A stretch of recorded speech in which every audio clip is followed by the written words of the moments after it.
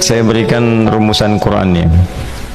Sebetulnya itu standar, yang paling standar di dalam ujian Allah kepada manusia, supaya ada nilai rasa dalam diri kita bahwa kita itu punya Allah. Itu poin tertingginya. Nah, biasanya pada titik-titik tertentu oleh Allah itu dihilangkan semua potensi-potensi dari makhluk, sehingga kita bisa merasakan kenikmatan langsung untuk berinteraksi dan mendapatkan anugerah dari Allah. Itu titik tertingginya. Sambil contoh begini, Nabi Zakaria itu yang paling viral di Al-Quran, salah satunya divonis oleh manusia tidak akan mungkin punya keturunan. Secara klinis mustahil, karena istrinya divonis monofos dan mandul. Secara medis semua sudah angkat tangan. Tapi apa yang dilakukan? Nanti ini akan melahirkan rumus di Quran surah kelima Al-Maidah ayat 35. Nanti jadi rumus standar dari apa yang dialami oleh beliau ini. Di titik itu beliau menangkap isyarat bahwa ketika manusia sudah mengatakan tidak mungkin, itu tanda awal dari Allah supaya kita langsung memohon kepadanya, karena Allah ingin memberi tanpa perantara siapapun. Maka dilakukanlah kemudian sholat. Sholat itu dalam bahasa Arab, terjemahan kitanya artinya sesuatu yang tersambung, terkoneksi. Karena itu saat kita sedang sholat, kita sedang menyambungkan diri kepada Allah. Anta'budallaha ka'annaka tarah, kata Mas Ihsan tadi. Kita menyembah Allah dan kita merasa diawasi, dinilai oleh Allah. Maka dalam sholat itu beliau meminta, ya, permintaannya viral. Qala rabbi habli min ladunka dzurriyyatan thayyibah innaka sami'ud du'a. Bahasa bebasnya begini, ya Allah, semua memvonis aku tidak akan mungkin punya keturunan. Sekarang aku memohon kepadamu saja yang tidak punya batas dalam pemberian. Nah, sebelum ke sedekah dengan harta, Allah mengajarkan dulu sedekahlah dengan tubuh kita. Karena tidak semua orang boleh jadi memiliki harta, tapi semua orang punya potensi untuk menggerakkan tenaganya untuk meminta. Oleh karena itu diletakkan sebelum harta itu sholat. Kenapa rukun Islam yang kedua sholat, selanjutnya zakat? Karena tidak semua orang bisa mengeluarkan harta. Kalau tidak ada satu pun mentok di harta, maka gunakan tubuh kita untuk menunaikan sholat. Itu rumus Nabi Zakaria. Maka beliau tunaikan di mihrabnya Maryam, minta ke Allah. Rumus kedua, sebut nama Allah Asmaul Husna sesuai kebutuhan kita. Jadi nggak harus 99. Misal ini mau menuntut ilmu, sekolah, sebut ya Allah ya Alim, pemilik ilmu.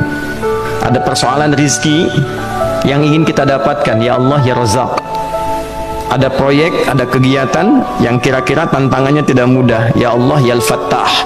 Ini beliau minta karena divonis tidak mungkin, maka meminta kepada Allah dengan nama pemberian tanpa batas, namanya Wahhab, disingkatnya Hab. Rabbi habli, ya Allah yang tak punya batas dalam pemberian. Mereka memvonis aku punya batasan, maka mohon anugerahkan darimu saja. Jika padamu belum sempat juga terkabul, maka mohon tunjukkan kepadaku dengan cara apa lagi aku mesti meminta. Maka dalam situasi mentok itulah kemudian turun langsung jawaban. Fanadatul malaikatu wa huwa qa'imun yusalli fil mihrab annallaha yubashshiruka bi Yahya. Tolong garis bawah ini. Orang-orang yang langsung memiliki kesadaran saat di titik paling krusial, terendah, dan kita merasa tidak punya apa-apa, lalu ada kesadaran kita punya Allah dan meminta, itu seketika nggak ada sekat, langsung dijawab seketika. Nah, karena itu biasanya di momen tertentu setiap kita itu pasti mengalami peristiwa itu, apapun bentuknya. Nah, itu kalau sudah sampai ke situ itu kode.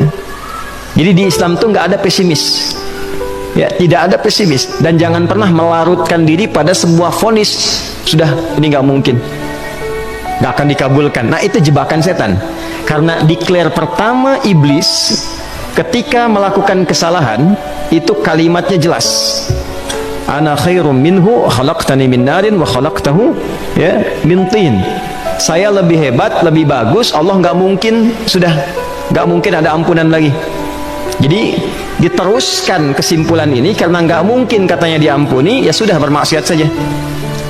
Karena nggak mungkin dikabul, ya sudah pesimis saja. Padahal di titik itu Allah sedang membuka. Temukan kata itu, temukan hubungan itu, minta itu tanpa sekat. Maka seketika malaikat turun menyampaikan, doamu dijawab. Itu sedang berdiri, baru selesai doa, belum selesai sholat, belum salam. Turun malaikat mengatakan, Allah kasih kabar, kamu akan punya anak, langsung namanya dari Allah, Yahya. Jadi Yahya itu pemberian Allah. Ya, pemberian Allah. Yahya artinya hidup. Yang mustahil menurut manusia, lahir seorang bayi dari rahim perempuan yang divonis menopause dan mandul, kata Allah jadi dan hidup.